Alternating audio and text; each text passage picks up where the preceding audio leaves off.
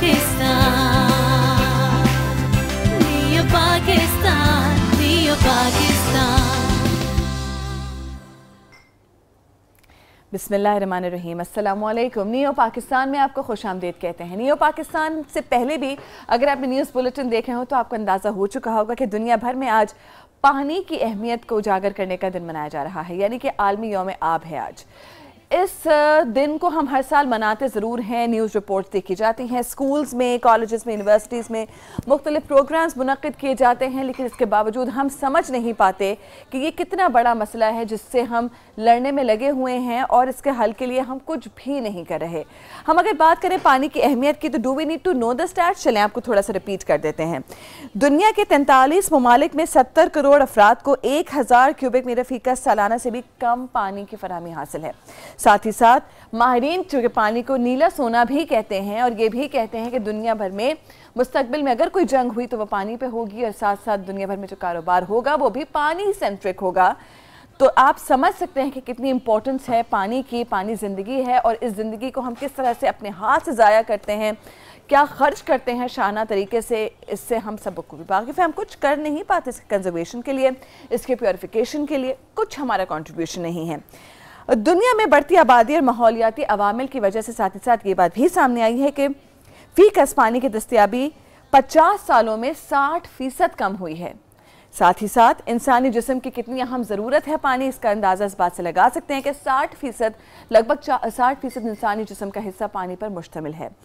इस तमाम एस्पेक्ट पे हम बात करेंगे कि पानी चूँकि आलूदा हमें दस्तयाब है मुख्तलिफ इलाकों में मुल्क के, तो इसको हमें पहचान कैसे हो कि कौन सा पानी ठीक है, कौन सा ठीक नहीं है। पानी की आलूदगी को दूर क्या खुद से किया जा सकता है, इस पे बात करेंगे। और मुमकिन जो वाटर बोर्न डिजीज़ हैं पानी के वजह से या जिसमें बैक्टीरियाज हैं, जर्म्स हैं, इसकी वजह से जो बीमारियां हमें लाहक हो सकती हैं उससे अपने जिस्म को कैसे बचाना है, इस पर आज बात करेंगे। You have to stay with us for this 1 hour. मेहमान तारुफ कराते हैं, डॉक्टर कैसर ज़हूर सिंधु साहब सबसे पहले हमारे साथ मौजूद हैं, जिन फिजिशियन हैं। Thank you very much. Water borne disease पे आप हमारे साथ बात करेंगे। जवाद अहमद गिल साहब हैं, अगेन हर्बल मेडिसिन कंसल्टेंट तो है ही, यानी कि हर्ब से बड़ा गहरा ताल्लुक है इनका। साथ साथ टेक्निकल डायरेक्टर हैं वाटर ट्रीटमेंट कंपनी के। वाटर ट्रीटमेंट को लेकर जितने एस्पेक्ट्स हैं उस पर हम बात करेंगे जवाद साहब से। Thank you very much sir for joining us. और डॉक्टर फैसल हमें बताएंगे कि घर में हम क्या कर सकते हैं, प्लस न्यूट्रिशन में भी ऐसी क्या चीज़ें हो सकती हैं जो पानी का बेहतरीन मुतबादिल है। वैसे मुतबादिल है कोई पानी का? नहीं है, मुतबादिल नहीं है, लेकिन ये हो सकता है कि कौन सी सब्जियां और फलें जो ज़्यादा वाटर हेल्प आउट है। ठीक है, ठीक है। चले जी, इससे पहले की बातचीत का आगाज़ करें, हम किचन में देख लेते हैं। आज बड़ी ख़ास तैयारी, मैं आपको बताऊं आज ऑप्शन में बड़ा कुछ हो रहा है।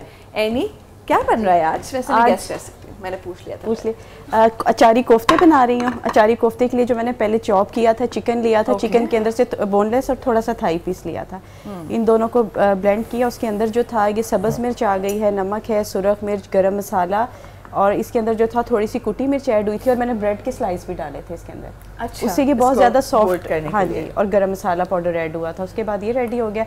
अब इसकी ग्रेवी मैं तैयार करूँगी। प्याज को थोड़ा सा लाइट ब्राउन करूँगी, फिर उसके बाद टमाटर इसमें ऐड होंगे, फिर उसके बाद नमक, कुटी मिर्च, सब्ज़ मिर्च, और लास्ट में जो है ये अचारी मसाला ऐड होगा। अचारी मसाला भी ऐड होगा जिससे टेस्ट आएगा अचारी कोफ्ते, फिर अचारी कोफ्ते हो जाएंगे। Thank you. और वहाँ क्या ये पाइनएप्पल फुलेट बन रहा है इसके अंदर। क्या बात है। इसके अंदर मैंने वनीला आइसक्रीम है और साथ जो है pineapple, milk, brown sugar. Very good, thank you, thank you, God bless you. बातचीत का आगाज़ करते हैं। वाटर बोर्न डिजीज़ क्या होती हैं, आसान लफ्ज़ों में अगर डॉक्टर साहब आप हमें समझा सकें। बेसिकली वाटर बोर्न डिजीज़ उन माइक्रो ऑर्गेनिजम्स की वजह से हो रही हैं जो माइक्रो ऑर्गेनिजम्स वाटर में ग्रो करते हैं, वाटर के थ्रू बॉडी पे इफेक्ट करते हैं, और वाटर में अगर हम उसे डायरेक्ट यूज़ नहीं भी कर रहे तो भी वो उनकी फैलने की वजह जो है वो वाटर है। इसमें जो है वो सबसे पहले और मोस्ट कॉमन जो चीज़ें गिनी जाती हैं वो ऐसे माइक्रो ऑर्गेनिजम्स जो पानी के थ्रू हमारे पेट में जाते हैं और पेट ही की बीमारियों को पैदा करते हैं।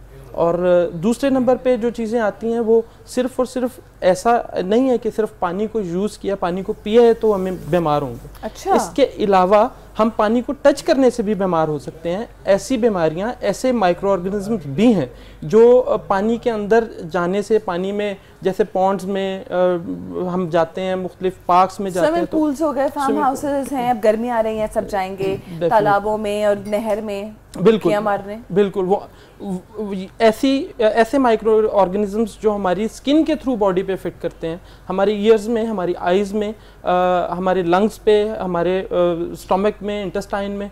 इसके अलावा फिर ऐसी डिजीज़ हैं जब हम पानी को टच नहीं कर रहे और तब भी बीमार हो रहे हैं। उसकी एग्जांपल, सबसे बड़ी एग्जांपल्स मलेरिया और डेंगू, जो बहुत ज़्यादा तबाही मचा चुके हैं पहले ही, कुछ अरसा पहले हमारे पाकिस्तान में। तो ये हैं कॉजेज। इनमें फिर आगे अगर डिवीजन करते हैं तो कुछ बैक्टीरियल हैं, कुछ पैरासाइट्स हैं, कुछ वायरल हैं। यानी कि आसान लफ्जों में ना सिर्फ ऐसा पानी हमें बीमार कर सकता है, बल्कि पानी को छूना, पानी से किसी किस्म का कांटेक्ट भी हमें बीमार कर सकता है।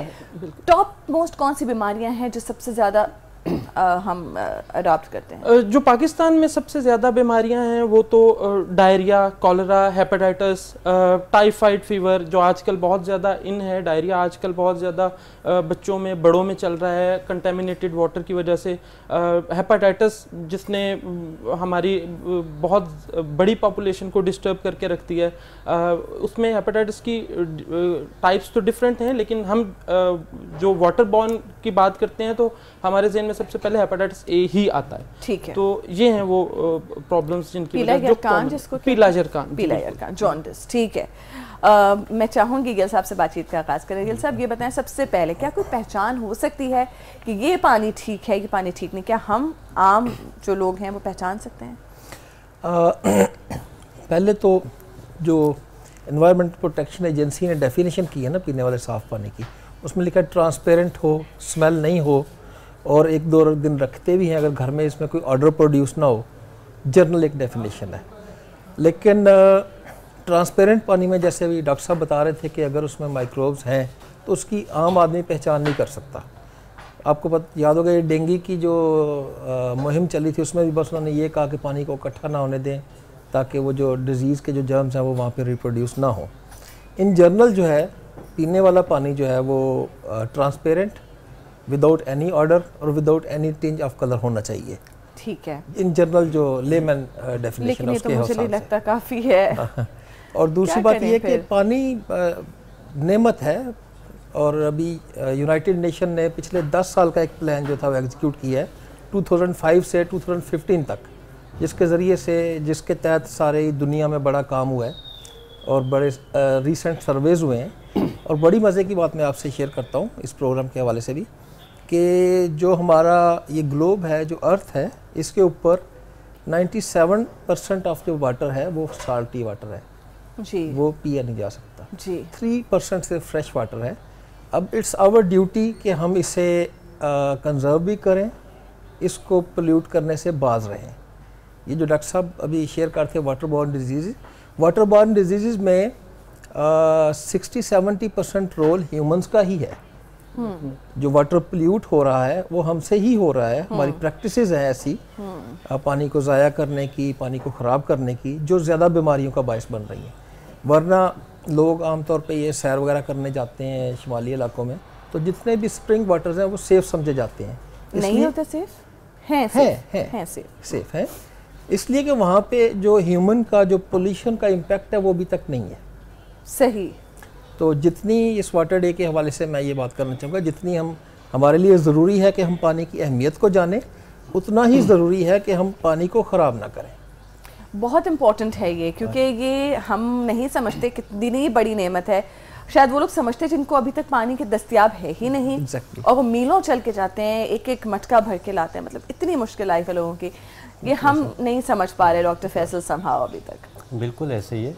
अब अगर हम, अभी बात हुई थी कि इसको महफूज कैसे किया जाए हमें बचपन से ही अपने बच्चों को इस चीज़ पे करना चाहिए कि जब वो टूथपेस्ट कर रहे हैं तो अपना टैप बंद रखें। ठीक है, आपका पानी चल रहा होता है और हम टूथब्रश कर रहे होते हैं, शेव कर रहे होते हैं, उस टाइम पे फालतू पानी चलता चला जा रहा है। उसको बच्चों को सिखाना चाहिए, स्कूल लेवल से ये बात शुरू करनी चाहिए कि आपने पानी को कैसे महफूज करना है। दूसरा ये कि हम अच्छा, ड्रिंकिंग, आप ये खुद कर रहे होंगे तो बच्चे ऑटोमेटिकली वही देखेंगे, बिल्कुल उसको फॉलो करेंगे जी। अच्छा, दूसरा ये कि हम ड्रिंकिंग वाटर के लिए तो बड़ी एहतियातें कर लेते हैं कि हमने मिनरल वाटर ले लिया, हमने पैक्ड वाटर ले लिया, लेकिन हम जिस पानी से नहा रहे हैं, जिस पानी से कुल्ली कर रहे हैं, जिस पानी को हम नाक में चढ़ा रहे हैं वज़ू के दौरान, उसकी हम कोई एहतियात नहीं कर रहे। जिससे हम कुकिंग कर रहे हैं उसकी हम कोई एहतियात नहीं कर रहे। तो हमने ये सिर्फ सोच लिया कि हमने 1 गिलास पानी मिनरल वाटर का पी लिया तो हम महफूज हो गए। ऐसा कतन भी नहीं है। जब तक हम अपनी कुकिंग में, अपने नहाने धोने, हर चीज़ के इस्तेमाल में हम पानी को साफ़ नहीं करेंगे तो उस वक्त तक हम महफूज अपने आप को नहीं समझ सकते। ठीक है, ठीक है। अब इसके लिए बहुत सारी ऐसी चीज़ें इस्तेमाल की जा सकती हैं जिससे हम पानी को बेहतर कर सकते हैं, माहौल को बेहतर कर सकते हैं। वो अगर आप कहती हैं तो अभी बता देते हैं या कहीं। ठीक है, हम थोड़ी देर में ही बिल्कुल इन तमाम चीज़ों का पता करते हैं। एक छोटा सा ब्रेक हमें लेना है नियो पाकिस्तान में, लेकिन पानी की अहमियत कितनी है और किस तरह उजागर की जा सकती है इसका हम रिविजन कर रहे हैं आज एक बार फिर आपके सामने आलमी दिन के मौके पर। हमारे साथ रहिए।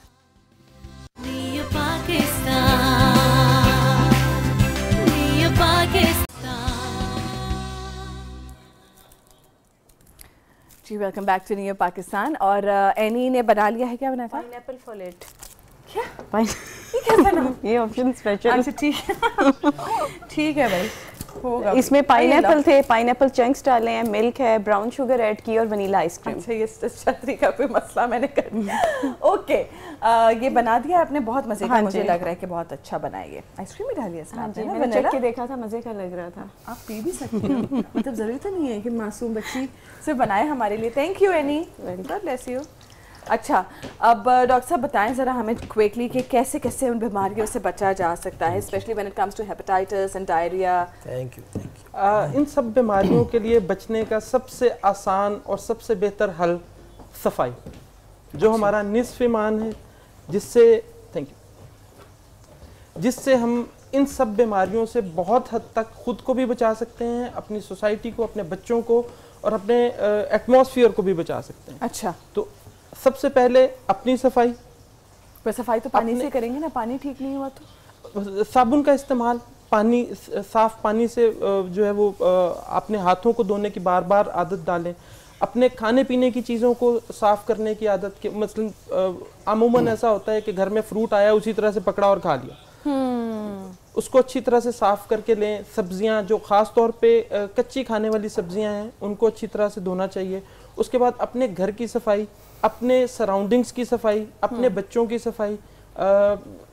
सफाई हमारी बचत है, सफाई से हम बच सकते हैं। अच्छा, एक चीज़ हेपेटाइटिस को लेके ये कहा जाता है कि बाहर के खाने से बहुत होता है, तो बाहर का खाना, अच्छा एक डॉक्टर साहब आए थे, उन्होंने कहा कि बाहर का अगर आप गर्म खाना खा रहे हैं उससे नहीं होगा, और सैलड्स खा रहे हैं उससे हो सकता है क्योंकि वो कोल्ड होता है, उसमें प्रोसेसिंग नहीं है किसी। जी, इस बात से बहुत हद तक फ़र्क पड़ जाता है। जब आप किसी चीज़ को बॉईल करते हैं, पकाते हैं, फ्राई करते हैं, तो उसके अंदर से बहुत सारे माइक्रो ऑर्गेनिजम्स जो हैं वो क्लियर हो जाते हैं। अच्छा, मिनिमम वाटर को 5 मिनट्स तक बॉईल किया जाए तो वो साफ़ है, उसके बाद आप उसे बगैर किसी झिझक के पी सकते हैं। नहीं, कितनी देर बॉईल करें पानी? 5 मिनट्स। 5 मिनट्स में कैसे बॉईल होगा पानी? 5, जब उसके बबल बनना शुरू हो जाए उस वक्त तो, जी उसे 5 मिनट तक बॉयल होते रहने, यूं कह सकते हैं। इसमें एक चीज़ मैं ऐड करना चाहता इससे ज़्यादा नहीं?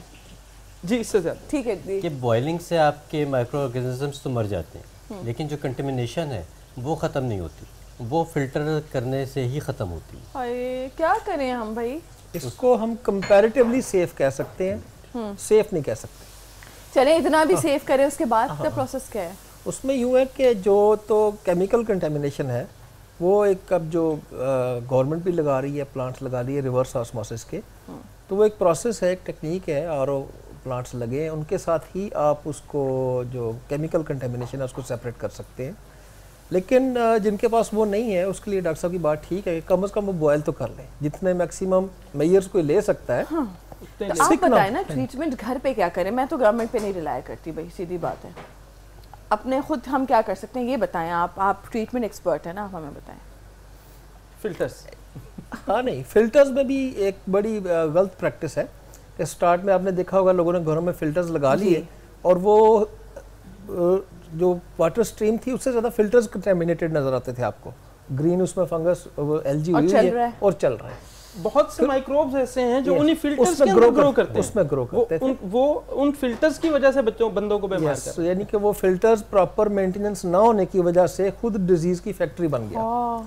लेकिन अब बिहेवियर ऐसा है कि हमने उसको मेंटेन करने की बजाय उसकी ट्रांसपेरेंसी खत्म करके ब्लू जैकेट्स करती हैं, उसकी अब नजर नहीं आता कि उसके अंदर क्या है। चलो अब ये मतलब जो हो इस मुल्क में काम है। तब चीट नहीं, लेकिन बताएं ना फिर इलाज परमानेंट अच्छा वाला इलाज बताएं। रिवर्स ऑस्मोसिस कोई प्लांट अच्छा इलाज ये है, अच्छा इलाज ये है कि अगर तो आप ग्राउंड वाटर यूज कर रहे हैं, आपने बोर किया है, उसको एक लैब से टेस्ट करवाएं और उस टेस्ट के हिसाब से उसका ट्रीटमेंट करें।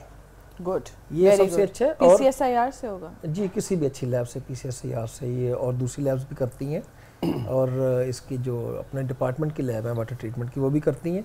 फिर उसमें ये हो सकता है कि अगर आप सप्लाई का पानी यूज़ कर रहे हैं और आप मज़ीद उसके ऊपर कोई अच्छा चेक लगाना चाहते हैं तो अगर तो स्मेल आ रही है तो कार्बन का फिल्टर उसके लिए वो स्मेल को दूर करता है उसमें।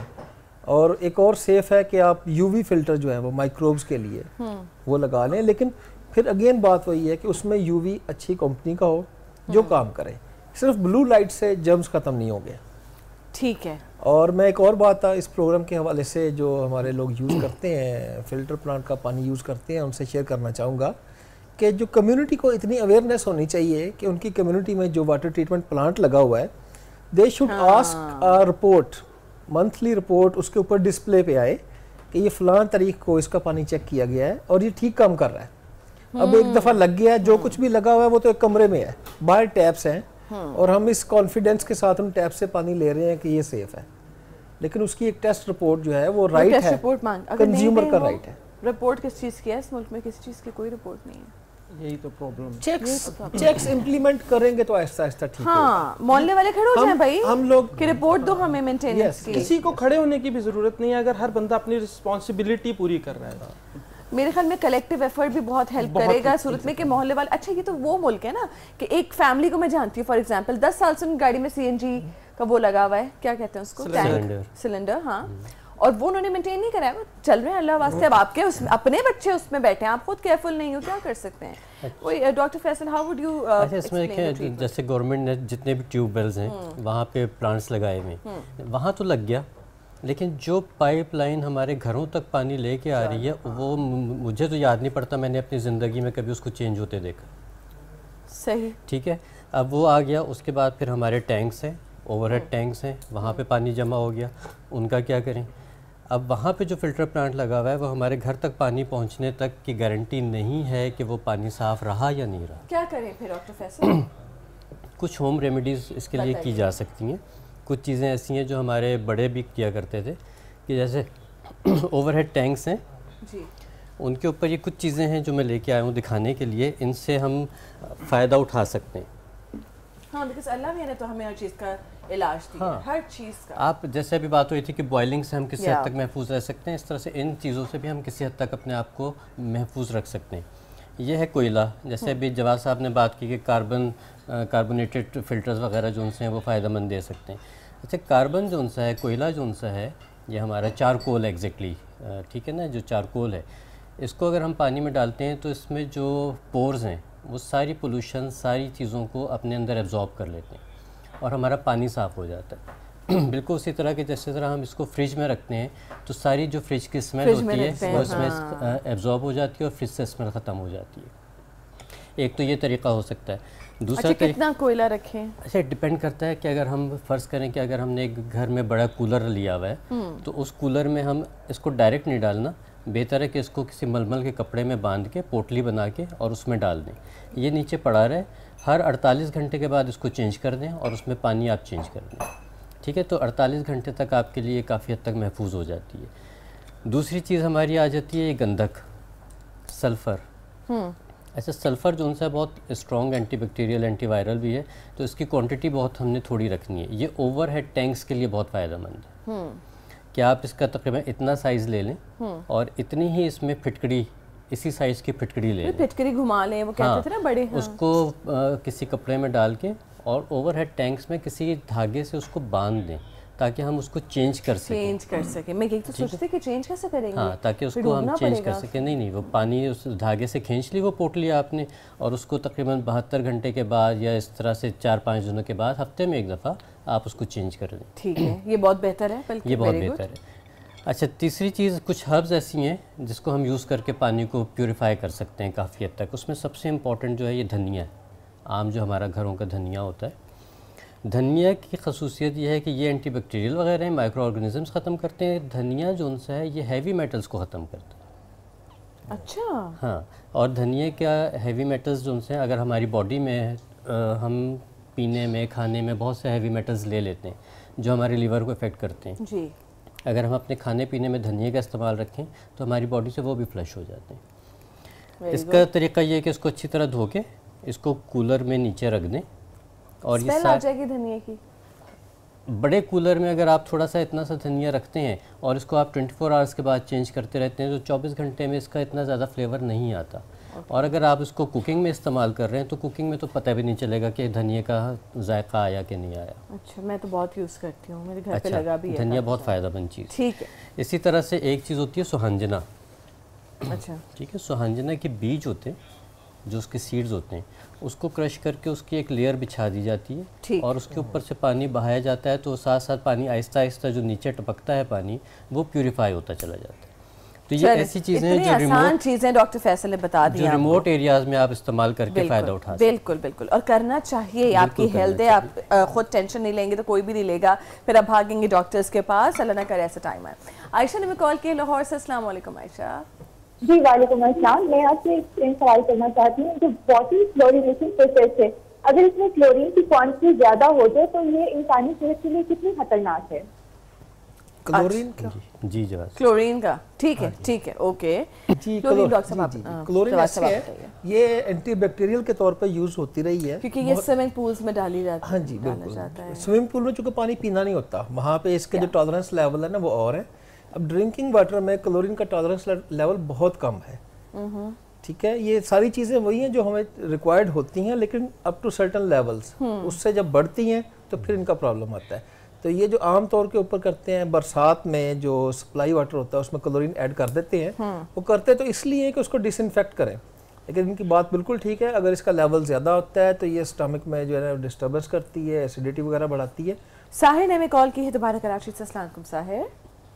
अस्सलाम वालेकुम जी साहिर, मेरा डॉक्टर फैसल साहब से सवाल है कि मुझे पीला जरकान हुआ है, तो इसका कोई जो है हल बता दें मुझे। मैं कुछ जो भी खाता हूँ धक्के से खाता हूँ और वो क्या के जरिए मेरा बाहर निकला था सारा कुछ, तो मैं बहुत परेशान हूँ। इसका कोई जो तरीकाकार है वो बता दें मुझे। ठीक है साहिर, बहुत शुक्रिया, अल्लाह ताला आपको सेहत दे। डॉक्टर कैसे प्लीज़ आप इनके सवाल का जवाब दीजिए, फिर मुझे एक और सवाल भी आपसे करना है। पीला जरकान या हेपेटाइटिस ए, ये वायरस की वजह से है, जो हेपेटाइटिस ए का वायरस है, और इसके जो मेन सिम्टम्स हैं जो इन्होंने बताए हैं कि दिल घबराना है, वॉमिटिंग हो रही है और बहुत मुश्किल से खाया जा रहा है, खाना पीना भी ठीक तरह से नहीं हो रहा है, यही इसके सिम्टम्स हैं जो अमूमन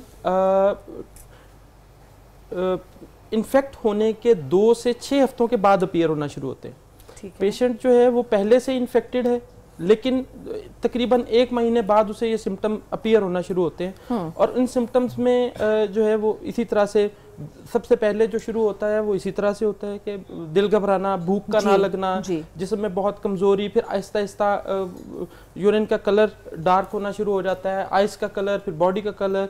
अब इनमें ट्रीटमेंट इसकी जो है वो as such intake of fluids है। मीठे का इस्तेमाल ज़्यादा, जी मीठे का इस्तेमाल ज़्यादा किया जाता है ताकि लिवर को थोड़ा सा रेस्ट दे दिया जाए। टोटल इसका जो पीरियड है, जितना पीरियड ये बॉडी को इफेक्ट करता है वो 2 मंथ्स है, 2 मंथ्स के लिए, लेकिन पेशेंट की कंडीशन जो है वो आफ्टर अ मंथ बेहतर होना शुरू हो जाती है। क्योंकि ये वायरल डिजीज़ है, इसलिए इसको वायरस को ख़त्म करने के लिए स्पेशली हम कोई मेडिसिन नहीं देते, उसी को टाइम देते हैं, बॉडी को टाइम देते हैं कि वो इसको वॉश आउट करे और उसके बाद क्लियर कर दे। तो अभी इनको सिम्टोमेटिक साथ में लेना पड़ेगा। जैसे स्टमक के लिए मेडिसिन ले सकते हैं कि अंदर अगर कोई गर्मी हरारत महसूस करते हैं तो वो उसको ख़त्म करे। जो उल्टी आ रही है, वॉमिट हो रहा है, दिल घबरा रहा है, उसके लिए एंटीमेटिक ड्रग्स हैं जो नोजिया को, वॉमिटिंग को कम करते हैं। ठीक है। कुछ लोगों से पानी नहीं पिया जा रहा होता है, जैसे खाली पानी नहीं पिया जा रहा जितना टेक हमारा गर्मियों में आइडियली होना चाहिए, तो उसका सब्स्टिट्यूट क्या है, इस पे बात करेंगे एक छोटे से ब्रेक के बाद। खूबसूरती का एहसास कभी भी कहीं भी, अब आपकी पहुंच में वीट मिनी पैक के साथ सिर्फ 20 रुपए में।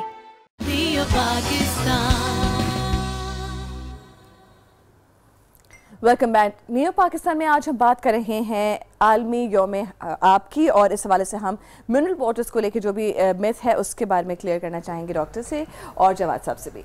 जवाद साहब, आपसे मैं पूछूंगी अबाउट मिनरल वाटर के प्लास्टिक बॉटल्स का यूजेज कैसा होता है। मैं चाहूँगी डॉक्टर साहब पहले इस बात का जवाब दें। ये डॉक्टर साहब, वाटरबोर्न डिजीज़ से हम मैक्सिमम बचत आपने बताया कि किस किस तरह हो सकती है, सफाई and all of that. Waterborne disease हो गई, फिर भी हम वही पानी अगर पीने पे मजबूर हैं तो क्या करें? How to improve your immune system against those diseases?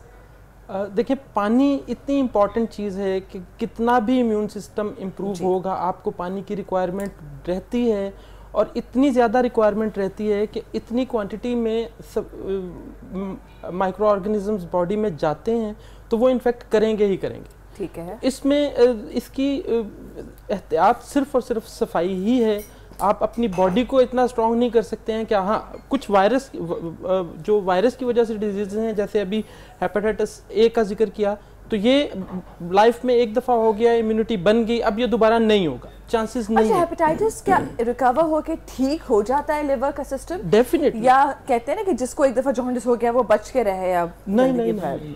2 months का पीरियड, उसके बाद ही इज ऑल राइट वो, और उसको दोबारा हेपेटाइटिस होने के चांसेस भी बहुत कम होंगे, दोबारा नहीं होगा। ख्याल रखना जरूरी है, लेकिन बाहर के खाने से नहीं होता। बाहर नहीं, ये नहीं मैंने कहा कि नहीं होता, बाहर के खाने से होता है। कोई भी फूड, चाहे वो घर में है चाहे वो बाहर में है, अगर उसमें वायरस है तो वो आपको इन्फेक्ट करेगा। घर में हम इस वजह से नहीं, तो बॉयल होके गर्म खाना जब हम बाहर का खाते हैं तो वो ठीक नहीं हो जाता।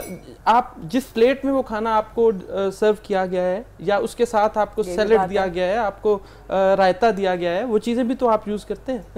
हाँ, ये बात भी होटल में सबसे गंदी चीज़ मेन्यू कार्ड होता है। नेक्स्ट टाइम मेन्यू कैसे देखें हम? अजीब ही तो मसला हो गया। ठीक है, चलो 2 कॉल शामिल करती हैं, उसके बाद बातचीत करेंगे गिल साहब आपसे। जैन ने इस्लामाबाद से कॉल किया। जी जैन, अस्सलाम वालेकुम। जी जैन, बड़ा अच्छा शो जा रहा है। मैं पूछना चाह रहा था एक सवाल कि जब हमें पता है, ज्यादातर मैंने देखा है कि जब भी सीवरेज और पानी की जो लाइंस हैं ये इकट्ठी एक ही उसमें खुदाई में, नीचे जो है वो गंदा पानी होता है और ऊपर जो है वो साफ पानी चल रहा होता है, और ज्यादातर जो पानी गंदा लोगों के घरों में जाता है, बीमार होते हैं, वो इसी वजह से है कि वो पानी मिक्स हो जाता है आपस में। तो क्यों नहीं हम कोई ऐसा वासा वाले या जो भी हैं लोग वो करें कि जो बेस है उसको ठीक किया जाए, ताकि जमीन से तो गंदा पानी नहीं निकलता, लोगों के घरों में साफ ही जाएगा। बिल्कुल बिल्कुल जैन साहब, ये तो आपने क्या बात की है, लेकिन ये तो बड़ी सियासी बात है ना। मुझे लगता है कि ये कुछ ऐसे मसाइल हैं जो पाकिस्तान कभी ओवरकम कर ही नहीं पाएगा। मतलब इतना मुश्किल है, इतने सालों में तो इतना बिगाड़ा है हमने मामला, ये तो ठीक होने में बहुत टाइम लग जाएगा। बट यस, आप सही कह रहे हैं, ऐसा मसला बहुत है, बहुत सारे इलाकों में है, लोगों को पता भी नहीं है। और मेरे ख्याल में अगेन बात वही है कि जब आप कम्युनिटी के तौर पे, मोहल्ले के तौर पे रह रहे होते हैं, you need to stand for your own rights. अपने हक के लिए खड़े हों, आवाज़ उठाएं और सही जगहों पे एहतजाज कीजिए और सही तरीके से कीजिए। अकबर ने हमें कॉल किया नारोवाल से। अस्सलाम वालेकुम अकबर। जी अस्सलाम वालेकुम। जी अकबर साहब। जी, आप मेरी आवाज़ सुन पा रहे हैं? बिल्कुल। हेलो अकबर साहब बताइए जी। अस्सलाम वालेकुम। मैं डॉक्टर फैसल से ये पूछना चाहता हूँ, जो है सर मेरे पेट से भी काफी ना बड़ा मसला चल रहा है पेट में है? एक तो ये है कि मैंने ये फिल्टर वाला पानी इस्तेमाल करते हैं, बॉयल करके भी इसको मैंने इस्तेमाल किया, और घर का जो आम पानी है वो भी पी रहा हूँ, लेकिन जो पेट का मसला है वो मेरा बेहतर नहीं हो रहा। पेट में दर्द रह रहा है और काफ़ी ख़राब है पेट। ये पेट में दर्द यकीनन इसका कहीं ना कहीं पानी से ताल्लुक होता है। बहुत शुक्रिया अकबर, आपने कॉल की। मैं आपके सवाल का जवाब लूँगी, लेकिन मैं पहले चाहूँगी कि मैं गिल साहब की तरफ जाऊँ। तो सब ये बताइएगा कि मिनरल वाटर जो दुकानों के बाहर भी रखा होता है, बड़ी बड़ी बोतलों में भी, 19 लीटर की बोतलें भी होती हैं, 1.5 लीटर की भी होती हैं, तो वो उस पर धूप पड़ रही होती है या गाड़ी में हम रख देते हैं, गाड़ी में भी उसको हीट मिल रही होती है, तो क्या वो पानी पीना ठीक है? देखिए, इंडस्ट्री के बहुत बड़ा होने की वजह से ना ये जो पेट का जो पैकिंग मटेरियल है ये लॉन्च हुआ है, क्योंकि ग्लास में इतना बहुत बड़ी इंडस्ट्री हैंडल नहीं हो सकती थी जी। अब इनमें जो पेट है ये भी केमिकल है, अगर ये फूड ग्रेड का है तो ये मच सेफर है। हमें क्या पता कि इसकी बोतल के नीचे लिखा होता है। अच्छा, कैसे चेक करें? लिखा होता है, रिसाइकल का निशान बना होता है। ठीक है। मैं पहले भी इसी बात पे जोर देता हूँ कि असल मसला हल होगा कंज्यूमर की अवेयरनेस लेवल को ऊपर ले जाने से। बिल्कुल ठीक। ठीक है, आप जैसे वो बात कर रहे थे कि ये सीवरेज लाइंस इकट्ठी बिछी हुई हैं अगर, और आपने ठीक जवाब दिया कि कम्युनिटी इसमें रोल प्ले करे, तो इस तरह हम भी जब बीइंग ए कंज्यूमर अगर अपनी हेल्थ को प्रायोरिटी पे रखें और देखें, बॉटल के उल्टा करके देखें, उसके नीचे लिखा होता है कि ये फूड ग्रेड की स्टैंप लगी होती है उसके नीचे। अच्छा, अगर तो वो फूड ग्रेड है तो वो ठीक है, वो सेफ है बिल्कुल। अच्छा। और प्रॉब्लम ही वहीं पे होता है कि जब कंटेनर जो है वो कंटेमिनेटेड होता है या कंटेनर सेफ नहीं होता, फूड ग्रेड का नहीं होता, फिर भले आप उसमें जितना अच्छा पानी मर्जी डाल लें और वो पिएंगे तो वो आपको प्रॉब्लम करेगा। और अगर उस पे स्टैंप ना हो तो ना पिए। दूसरी बात ये है कि ये अपना अगर अवेयरनेस आती है, लेवल एक्सटेंड करता है डिस्प्ले वालों तक कि वो इस किस्म का जो मटेरियल है जो उसको धूप में ना रखें, स्टोर में रखें, हम गाड़ी में बोतल को डैशबोर्ड पर रखने की बजाय नीचे रखने, डायरेक्ट सनलाइट से बचाएं, तो ये वो मेजर्स हैं जो हमने खुद ही लेने हैं। बिल्कुल ठीक है, यही सवाल का जवाब चाहिए था। मैं चाहूँगी डॉक्टर फैसल आप बताइए पेट के दर्द का भी। अकबर के पेट में दर्द है कैसे बोल रही हूँ? पेट में दर्द के तो बहुत सारी वजूहत हो सकती है, सिर्फ पानी नहीं हो सकता। हाँ जी। तो बेहतर तो ये है कि अपने करीबी किसी कंसल्टेंट से वो रिज्यू करें, ठीक है? वो कोई इतना कोई। अब आपसे मेरे दो सवाल हैं। एक तो ये कि पानी कभी कभी डायरेक्ट नहीं पिया जा रहा, तो लोग कहते हैं हम नहीं पिया जा रहा पानी, क्योंकि समहाउ हमने अपने आप को ऑल्टरनेट बेवरेजेस की आदत डाली हुई है। बिल्कुल सही कि हम फ्रिजी ड्रिंक्स ले लेते हैं या जूसेस ले लेते हैं पैक्ड, वो ठीक नहीं है हेल्थ के लिए। तो क्या करें, पानी में क्या चीज़ ऐसी मिला कि कोई अच्छा सा पानी बता दें हमें कि जिसमें हम जैसे खीरा डाल लेते हैं, जिंजर डाल लेते हैं, लेमन डाल लेते हैं। हाँ, कौन सा पानी पिए गर्मियों में? नहीं, उस तरह भी हो सकता है, पानी में आप कोई भी ये चीज़ें डाल सकते हैं, लेकिन इसके लिए मैं हमेशा एक बात करता हूँ कि ये एक वैल्यू ऐड हो जाती है आपके पानी में, लेकिन ये कि ये पानी का नेमुल बदल नहीं हो सकता। आप पूरा दिन इसको पीते रहेंगे तो वो इतना फ़ायदेमंद नहीं है जितना सादा पानी है। अच्छा। दूसरी बात ये है कि सादा पानी का ऑल्टरनेट ये हो सकता है कि अगर पानी ज़्यादा नहीं पिया जाता तो आप ऐसी फ्रूट्स और वेजिटेबल्स खा लें जिसमें पानी का मिकदार ज़्यादा है।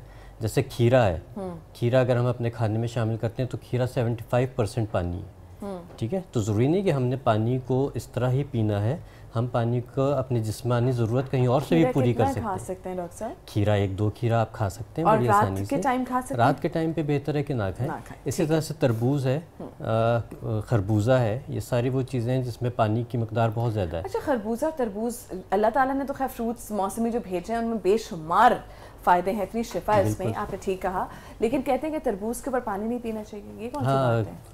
देखा ये गया है कि तरबूज के ऊपर पानी पीने से अमूमन जो सा हैज़ा या वॉमिटिंग्स वगैरह हो सकती हैं, लेकिन ये मेरा ख्याल है कि सारा कुछ हर एक के ऊपर वो नहीं होता, लागू नहीं होता, लेकिन एहतियात बेहतर है। इस पे मैं एक बात, जब आपने बहुत सारा पानी पी लिया, यानी वाटरमेलन के अंदर खुद बहुत ज़्यादा फ्लूइड है, जब आपने इतना ज़्यादा फ्लूइड ले लिया उसके बाद आपने और पानी पिया तो आपका स्टमक पानी से भरा पड़ा है। अब जारी बात है वो पानी तो निकलना है ना, तो उसमें अगर आपको 2 या 3 वाटरी स्टूल्स आते हैं तो ये बीमारी नहीं है, यह आपकी ओवर डोज की वजह से है, जो आपने पानी की ओवर डोज। क्या इसमें हैजा नहीं होता? हो सकता है हैजा, लेकिन अमूमन अगर पानी भी साफ था, तरबूज भी साफ था तो फिर नहीं होता। फिर तो नहीं होता। अच्छा, फिर नहीं होता, लेकिन अगर पानी कंटेमिनेटेड है तो तरबूज is a good medium to flourish that bacteria. ठीक है, ठीक है। तरबूज आप देखें काट के रखें तो थोड़ी देर के बाद वो इतना काबिल इस्तेमाल नहीं रहता। अच्छा, दूसरी बात अभी बाहर के खानों की हो रही थी कि सैलड्स वगैरह हम खाते हैं, एक माइक्रो ऑर्गेनिज्म है, इकोलाई कहलाया जाता है, जो सबसे ज़्यादा हमें प्रॉब्लम देता है डाइजेशन वगैरह में। ठीक है। और ये जितने सलाद के पत्ते हैं, पालक है, जो भी चीज़ें हैं, इन सब में वो मौजूद होता है। इसका सबसे अच्छा तरीका ये है कि आप सिरका लें, सिरके में आप थोड़ा सा दालचीनी पाउडर डाल दें, या दारचीनी का तेल डाल दें, रोगन दारचीनी। ये बहुत strong antibacterial, antiviral, anti micro organism बन जाता है। ठीक है, आप इसमें तकरीबन 10 से 15 मिनट के लिए सारी सब्जियां भिगो के रख दें और उसके बाद अपनी छुरी ये चॉपिंग बोर्ड्स वगैरह के ऊपर उसको लगा दें, तो आपका जो ये कंटेमिनेशन है ये सारा ख़त्म हो जाता है। ठीक है, लेकिन ये बाहर के सैलेड्स पे लागू नहीं, बाहर के सैलेड्स पे नहीं, कीजिए घर में खाना खाइए सुकून के साथ। ठीक है, थैंक यू वेरी मच, आप सबने देखा। लेकिन मैं एक सवाल आप सबसे पूछती हूँ क्विकली, कितना पानी पीना है हमें अब गर्मियों में? गर्मियों में सर्दियों के लिए हम 7 से 8 गिलास कम से कम कहते हैं, और गर्मियों में जितना पी सकते हैं डिपेंड करता है आपकी एग्जॉशन कितनी है, आपकी आपको स्वेटिंग कितनी हुई है, आपको 24 to 30 गिलास हैं डॉक्टर फैसल? क्या करें, फिर तो जिंदगी में कुछ और कर ही नहीं पाएंगे। 3 to 4 लीटर्स है जितनी गर्मी पाकिस्तान में पड़ती है। 4 आवर्स है ना दिन में। मैं कैसे कैलकुलेट करूं? इसमें फिर वही बात है कि सिर्फ पानी नहीं, अगर आप ये लिक्विड इंटेक है एक्चुअली। ये लिक्विड इंटेक है, सिर्फ पानी नहीं, सारा लिक्विड इंटेक। चाय वाय भी आ सकती है जी, चाय भी आएगी। एक बात मैं प्रोग्राम के हवाले से ये ज़रूर कहना चाहूँगा कि ये वाटर डे है, तो जितना हम साफ़ पानी के लिए कोशिश करते हैं, साफ़ पानी को ज़ाया करने से बचने की जो आदत हैं, जैसे डॉक्टर ने स्टार्ट लिया था, उसको अपनाएं। एक घर में सारे लोग उतना पानी यूज़ नहीं करते जितने पानी से वो गाड़ी धो देते हैं, लॉन को उतना पानी दे देते हैं। बिल्कुल बिल्कुल। और वाटर को पोल्यूट करने से इसकी अवेयरनेस जो है ये इसके ऊपर ख़ास तौर पे फोकस रखें। बहुत बहुत शुक्रिया डॉक्टर साहब, आप तशरीफ़ लाए। बहुत शुक्रिया जवाद साहब, आप तशरीफ़ लाए। Doctor Faisal, thank you very much.